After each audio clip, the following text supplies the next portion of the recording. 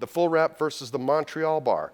And they call it the Montreal bar now, but truthfully, I really refer to it as the original Branamark bar. For some of us old dogs that have been around a long, long time, before they ever started calling it Montreal, they call it the Branamark bar, which is the difference, again, is full wrap being the bar being completely encompassed and having an intaglio surface that's in acrylic versus the Montreal, or what I call the Branamark bar, where the entire intaglio surface is mirror polished alloy. Back in the day it was gold, almost always gold, and nowadays it's mirror polished titanium. The full wrap indications ongoing tissue management. Anytime we can just add acrylic to the intaglio and change that, that's when we need to have it. And that's going to be necessary whenever there was a lot of bone modification, whether it be reduction or augmentation or whatever. Now, on the Montreal bar, the indications are, it's more frequently used on the mandible, but what I want to show you guys today, I am successfully putting these Montreal bars in the maxilla too.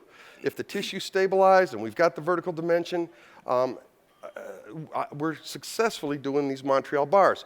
And going back 25 years, or more than 25 years ago, when we used to do these bars in the cast gold, I'm now retreading these with new teeth and acrylic for the third or the fourth time.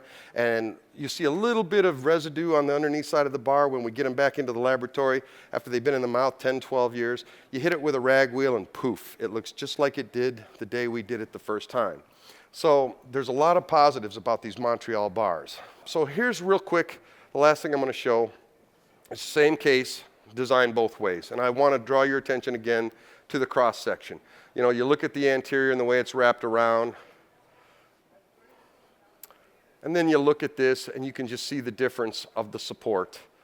But it's the same case, it's the same arch. I designed it both ways. And it'll work fine both ways, but I just think that between the support and the hygienic intaglio, if I can do a Montreal, I will. If I'm not, and just so you know, in case you make a mistake, and in case one day you do find that you have to add acrylic, it's not the end of the world.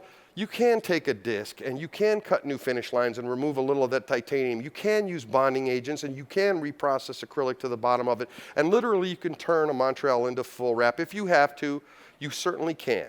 Let's do something right now. Let's talk to you, shift gears just a little bit, and take a look at something a little bit new in our armamentarium for bars with NobelProcera.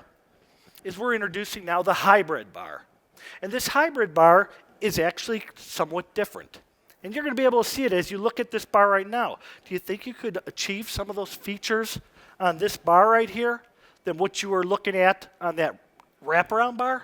It's a bar that doesn't cut you out of any capabilities you're currently able to work with. It's still being offered on all the different platforms that you are readily available to have with any of your other bars.